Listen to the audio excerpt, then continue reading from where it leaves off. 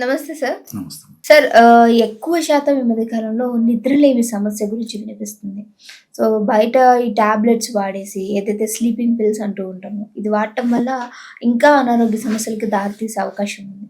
So, ఒక మంచి వంటింటి చిట్కాతోటి దీన్ని తగ్గించుకునే అవకాశం ఉందంటారా? మంచి ప్రశ్న అడిగారమ్మా. సో, కంటి నిండా నిద్రపోతే ఒంటి నిండా ఆరోగ్యం అని చెప్పేసి పెద్దలు చెప్తుంటారమ్మా. మరి ఈరోజు కంటి నిండా ఎంతమంది నిద్రపోగలుగుతున్నారమ్మా? ఇది ప్రశ్నార్థకమే. దీనికి సవాలక్ష కారణాలు. సో, ప్రధానంగా మానసిక ఒత్తిడి, తీసుకునే ఆహార పదార్థాలు, అదేవిధంగా వాతావరణ కాలుష్యము, వేళకు సమయానికి ఆహారం తీసుకోకపోవడం, అనేక రకాల కారణాలు. Junk food, fast food, bakery foods తీసుకోవడము, ఇవన్నీ ప్రత్యక్షంగా పరోక్షంగా నిద్రలేమి కారణభూతం అవుతున్నాయి. సో, ఏది ఏమైనప్పటికీ, ఏ కారణం వల్ల నిద్ర పట్టకపోయినప్పటికీ దానికి కారణం ఏమంటే మెదడులో నిద్రను కలగజేసేటువంటి మెలటోనిన్ అనేటువంటి పదార్థం ఉత్పత్తి సరిగ్గా కాకపోవడము, ఒకవేళ కొద్ది గొప్ప ఉత్పత్తి అయినా సరిగ్గా పనిచేయకపోవడం. సో, ఎప్పుడైతే మెలటోనిన్ అనేటువంటి పదార్థాన్ని మనం పెంచగలమో, సహజ సిద్ధంగా పెంచగలమో, అప్పుడు కంటిన్యూ నిద్ర వచ్చేందుకు అవకాశం ఉంటుంది. దానివల్ల అన్నీ మనకు సైడ్ బెనిఫిట్స్ ఉంటాయి, ఎలాంటి సైడ్ ఎఫెక్ట్స్ ఉండవు. కాబట్టి అలాంటి ఔషధాల గురించి మనం ఆలోచించినట్లయితే కోకలు ఉన్నాయమ్మా. ఇప్పుడు ఒక రెమెడీ చెప్తాను చూడమ్మా. దీనికి కావాల్సిన పదార్థాలు మూడమ్మా. అన్నీ మీకు తెలిసినటువంటివే, చాలా ఆశ్చర్యపోతారు చెప్తే. అశ్వగంధ చూర్ణం చాలా పాపులర్ అమ్మా. బాగా నిద్రపట్టేందుకు, మానసిక ఒత్తిడి తగ్గేందుకు అశ్వగంధ చూర్ణాన్ని ఇప్పుడు వైద్యుల సలహా లేకుండానే ఇంచుమించు కామన్ మ్యాన్ కూడా కొంచెం ఆరోగ్యపరమైన అవగాహనలో వాడుకునేటువంటి స్టేజ్కి అశ్వగంధ వచ్చిందమ్మా. పేరు లేని వ్యాధికి పెన్నేరు మందు అని చెప్పేసి పెద్దలు కూడా చెప్పడం జరిగింది. అశ్వగంధని పెన్నేరు అంటారు. సో, పూర్వకాలంలో ఇన్ని వ్యాధులకు పేర్లు లేవమ్మా. సో, మన పెద్దలు ఏం చేశారంటే, మరి వాళ్ళకి ఏ యొక్క దోషం వల్ల జబ్బు వస్తుందో తెలుసు, సంపూర్ణమైన అవగాహన ఉండింది.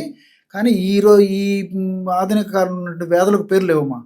సో, వాళ్ళు ఆ రోజు అందుకే వీటిని దృష్టిలో ఉంచుకొని, సకల జనులను దృష్టిలో ఉంచుకొని పేరు లేని వ్యాధికి పెన్నేరు మందు, ఏ వ్యాధిని స్పష్టంగా తెలియకపోయినప్పటికీ ఇది వాడొచ్చు, అశ్వగంధ వాడుకుంటే సరిపోతుందని చెప్పడం జరిగిందమ్మా. సో, ముఖ్యంగా ఇలాంటి వ్యాధులు కూడా అమ్మా. కాబట్టి అశ్వగంధ చూర్ణం బాగా నిద్ర వచ్చేదానికి బాగా పనిచేస్తుంది అశ్వగంధ. సో, అశ్వగంధలో విథనాలాయిడ్స్ అనేటువంటి ఆల్కలాయిడ్స్ ఉన్నాయి, ఇతర అనేక రకాల కెమికల్స్ ఉన్నాయమ్మా. ఇవి ప్రత్యక్షంగా పరోక్షంగా మెలటోనిన్ అనేటువంటి రసాయన పదార్థాన్ని పెంచేందుకు ఉపయోగపడతాయమ్మా. అంతేకాకుండా దీని పేరేమా విథానియా సోమ్నిఫెరా, శాస్త్రీయంగా విథానియా సోమ్నిఫెరా, బొటానికల్ నేమ్. సో, అన్య భాషల్లో సోమ్న అంటే నిద్ర. సో, నిద్రను కలగజేసేటువంటి అద్భుతమైనటువంటి రసాయన పదార్థాలు ఉండడం చేత ఆధునికంగా కూడా దీనికి అదే పేరు పెట్టడం జరిగిందమ్మా. పెద్దల మాట సద్దిమూట అని చెప్పేసి మన పెద్దలు ఎప్పుడైతే చెప్పారో, ఆధునికంగా వీళ్ళు కూడా ఇదే చెప్తూ దీనికి పేరు కూడా విథానియా సోమ్నిఫెరా అని వెళ్ళడం జరిగిందమ్మా. సో, అశ్వగంధ చూర్ణాన్ని ఒక 50 గ్రాములు తీసుకోవాలమ్మా. అందులో దాల్చిన చెక్క, మంచిది బాగా మందపాటి దాల్చిన చెక్కను తెచ్చుకొని దంచేసేసి పొడి తయారు చేసేసుకొని, ఆ దాల్చిన చెక్క చూర్ణాన్ని 25 గ్రాములు కలుపుకోవాలి. దాల్చిన చెక్కలో ఉన్నటువంటి సినమాల్డిహైడు, సిసమిక్ యాసిడ్ ఇలాంటి రసాయన పదార్థాలు కూడా మానసిక ఒత్తిడిని తగ్గించడమే కాకుండా మెదడులో ఈ యొక్క మెలటోనిన్ అనేటువంటి రసాయన పదార్థాన్ని ఉత్పత్తి అనేది చాలా చక్కగా ఉపయోగపడతాయమ్మా. సో, షుగరు నియంత్రణలో ఉంటుంది దాల్చిన చెక్క వల్ల, వెయిట్ నియంత్రణలో ఉంటుంది. ఇలాంటి సమస్యలు రాకుండా ఉండేది కూడా దాల్చిన చెక్క ఉపయోగపడుతుంది అన్నమాట. మానసిక ఒత్తిడి తగ్గుతుంది, నిద్ర బాగా వస్తుంది, షుగర్ నియంత్రణ ఉంటుంది, అదేవిధంగా బీపీ నియంత్రణ ఉంటుంది, వెయిట్ నియంత్రణ ఉంటుంది. అందుకే ఆయుర్వేద మందులు, ప్రకృతిలో దొరికేటువంటి ఔషధాల వల్ల మల్టిపుల్ బెనిఫిట్స్ ఉంటాయని చెప్పేసి నేను అనేక సందర్భాలు కూడా ప్రస్తావించడం జరుగుతూ ఉంటుందమ్మా. సో, దాల్చిన చెక్క పొడి ఒక 25 గ్రాములు తీసుకోవాలి. అదేవిధంగా చివరగా జాజికాయల చూర్ణం అమ్మా. జాజికాయలు మన కిల్లి తయారీలో జాజికాయలు వాడుతుంటారు, వంటకాల తయారీలో సువాసన ద్రవ్యంగా జాజికాయలు వాడుతుంటారు, నట్మెగ్ అంటారమ్మా. మందపాటి జాజికాయలు తీసుకొని దంచేసేసి పౌడర్ దాకా తయారు చేసుకొని ఒక 10 గ్రాములు మాత్రమే దాల్చిన చెక్క చూర్ణం తీసుకోవాలమ్మా. 10 గ్రాములు మాత్రమే జాజికాయ చూర్ణం, 10 గ్రాములు మాత్రమే జాజికాయల చూర్ణం తీసుకోవాలన్నమాట. ఈ జాజికాయ ఉన్నటువంటి మెరిస్టిసిన్ ఇలాంటి రసాయన పదార్థాలు కూడా నిద్రను కలగజేసేందుకు చాలా చక్కగా ఉపయోగపడతాయి.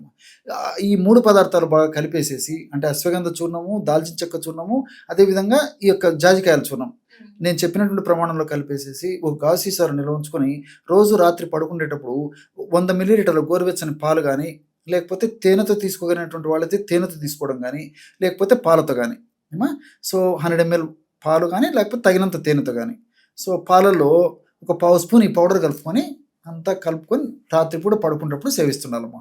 సో, పాలల్లో ఉన్నటువంటి ట్రిప్టోఫాన్ అనేటువంటి రసాయన పదార్థం కూడా నిద్రను కలగజేసేందుకు ఉపయోగపడుతుంది. సో ఈ లేదా తేనెలో ఉన్నటువంటి ట్రిప్టోఫాన్ కూడా నిద్రను కలగజేయడానికి ఉపయోగపడుతుందమ్మా. సో ఈ పద్ధతిలో రోజు రాత్రిపూట ఈ యొక్క పదార్థాన్ని ఔషధంగా వాడుకోవడం వల్ల క్రమక్రమంగా నిద్ర రావడం మొదలవుతుంది.